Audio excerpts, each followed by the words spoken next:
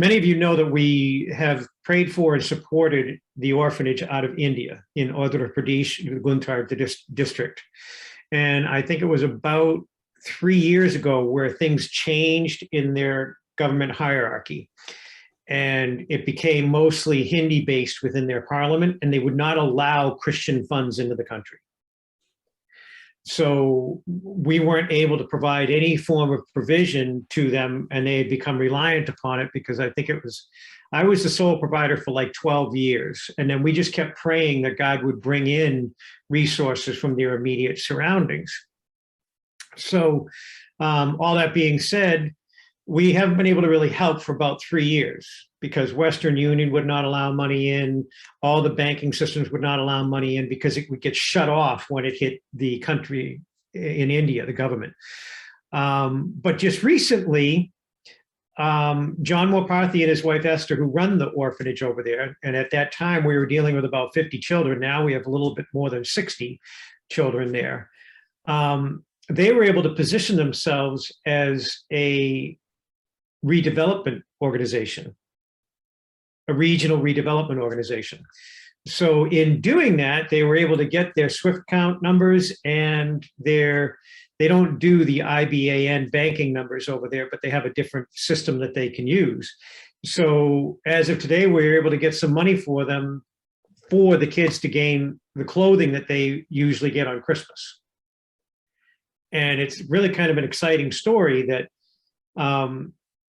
one of the first things that happened there was the children used to be persecuted in the schools because they didn't have uniforms.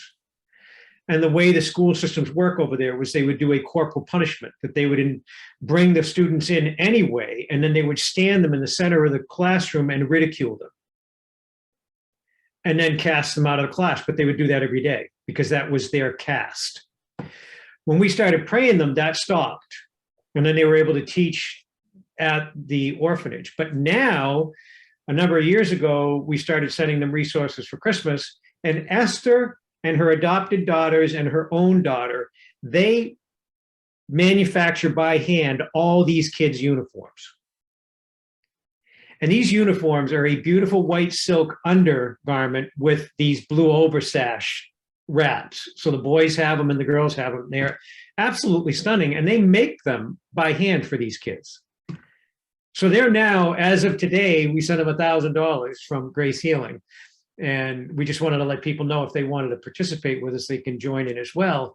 But they're actually, as of right now, starting the sewing process for Christmas. So the kids have learned through their whole lives that the exciting aspect of God in Christmas is through Yeshua, God provides for them.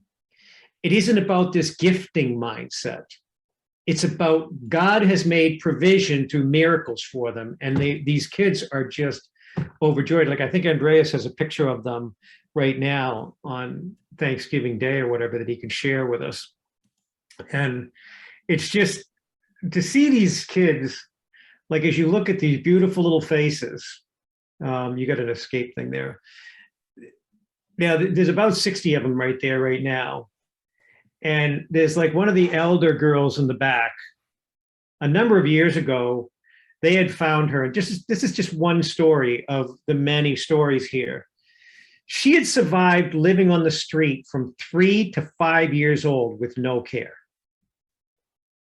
She actually fended for herself and lived from the ages 3 to 5 years old. And they took her into this house, and she's one of the sweetest, most loving, caring, supportive elder girls now that you could imagine. And so you look at these beautiful, I mean, and the little kids, I mean, and it just, this is what John and Esther have now, is this place of sanctuary in this ground.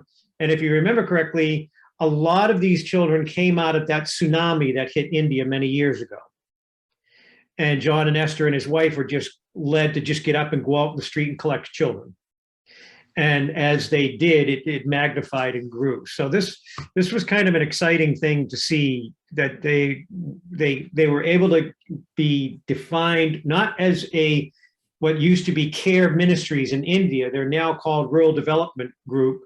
And now they're allowed to bring resources in through their bank accounts. So it's pretty exciting to see that shift for them, because now we can actually give them the schooling clothes that they need. It's pretty exciting.